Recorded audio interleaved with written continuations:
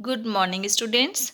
Measures of central tendency के ई lecture series के previous lecture में हमने स्टडी की थी कि स्टेप डेविएशन मेथड के द्वारा अर्थमेटिक मीन की कैलकुलेशन किस प्रकार से की जाती है।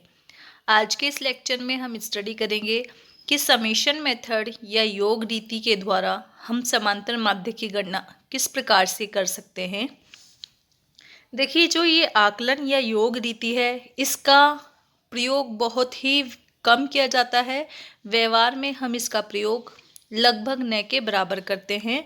वैसे सामान्यतः अगर इसका यूज़ हम करें तो इसका यूज़ भी समान वर्ग विस्तार वाली अखंडित श्रेणी में समांतर माध्य की कैलकुलेशन के लिए ही किया जाए, लेकिन हम लघु रीति या पद विचलन रीति के द्वारा ही समांतर माध्य की गणना कर लेते हैं और इस रीति की द्वारा हम समांतर माध्य की गणना नहीं करते जनरली।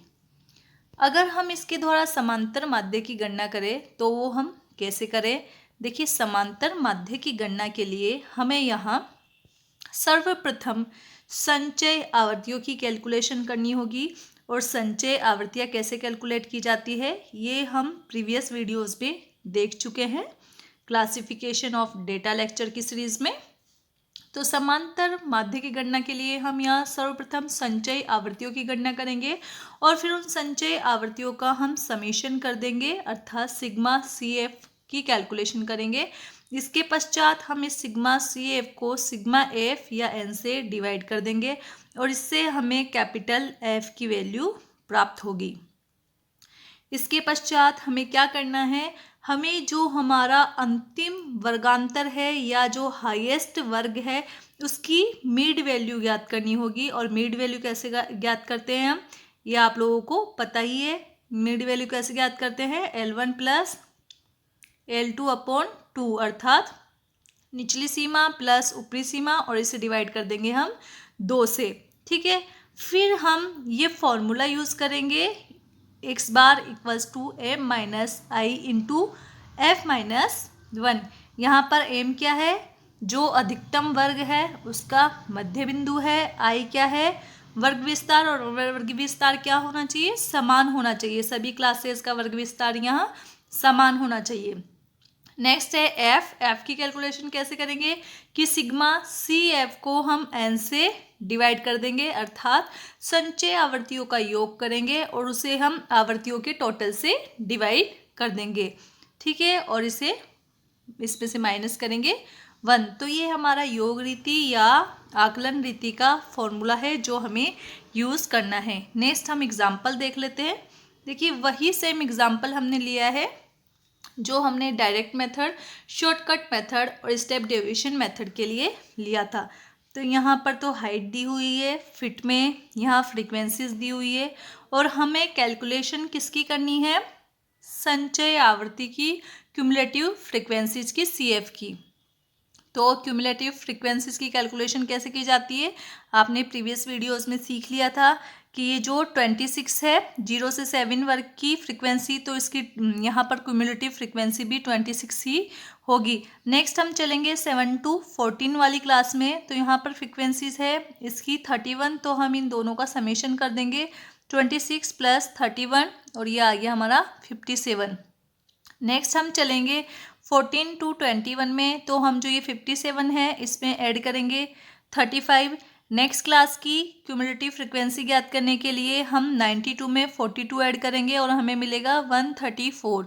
इससे नेक्स्ट जब हम क्यूमुलेटिव फ्रीक्वेंसी ज्ञात करेंगे तो हम क्या करेंगे, 134 में 82 ऐड कर देंगे तो हमें प्राप्त होगा 216। इसके पश्चात नेक्स्ट क्लास की क्यूमुलेटिव फ्रीक्वेंसी ज्ञात करने के लिए 216 में हम ऐड करेंगे 71, तो ये हो गया हमारा 287। नेक्स्ट जब हम CF ज्ञात करेंगे तो हम 287 में 54 ऐड करेंगे और हमें मिलेगा 341। और लास्टली हम इस 341 में ऐड करेंगे 19 यानी 19, तो हमें मिलेगा 360। अब ये जो हमने CF की कैलकुलेशन की है वो सही है या नहीं, ये हम कैसे चेक कर सकते हैं कि यहाँ हम इन फ्रीक्वेंसीज का टोटल करेंगे, n ज्ञात करेंगे, अर्थात सिग्मा एफ ज्ञात करेंगे।